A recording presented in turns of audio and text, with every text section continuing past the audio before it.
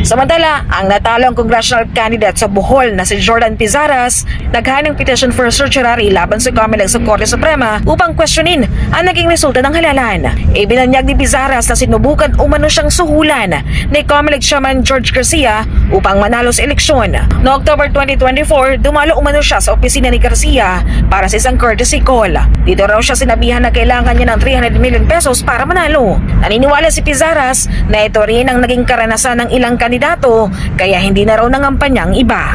At that time, hindi ko maintindihan bakit niya sinabi yun. Pero ngayon, naintindihan ko na. Pero hindi niyo po ba nilinaw mismo kung ano? Hindi ko nilinaw. I was shocked. I literally fell off my feet. Nahulog ako sa upuan ko.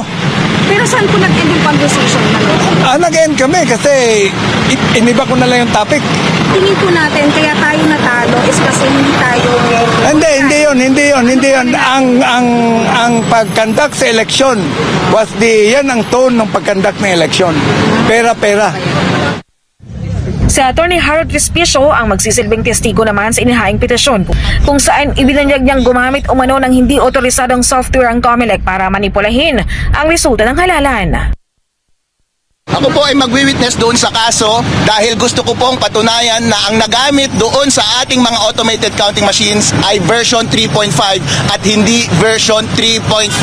Kailangang ipaliwanag ni Chairman George Garcia ang maling paggamit ng software. Kailangan niya rin ipaliwanag ang maling paggamit ng intermediary server kapag nagtatransmit na ng data mula sa automated counting machines papunta sa mga servers. At kailangan niya rin ipaliwanag ang aligasyon ni Atty. Pizaras na bakit mo sinabi na kailangan niya ng 300 million pesos para manalo ngayong eleksyon na ito. Kung iisipin mo po, lahat ng mga facts na ito, hindi mo kailangan ng napakatalinong utak para mag-derive ng reasonable conclusion. Tanong lang po, Chairman George Garcia, nandaya po ba kayo? Bahagi umano ng kanilang hiling sa Korte Suprema ang madisbar si Garcia.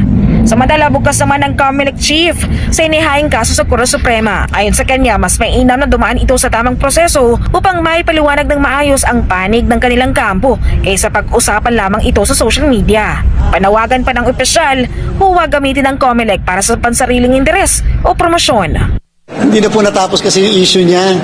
Pagka nasasagot, kapag mayroon na naman mga panibagong issue, hindi na po natin sasagutin yung mga bagay na ganyan. Total naman, alam niyo po, social media kasi ang approach niya eh.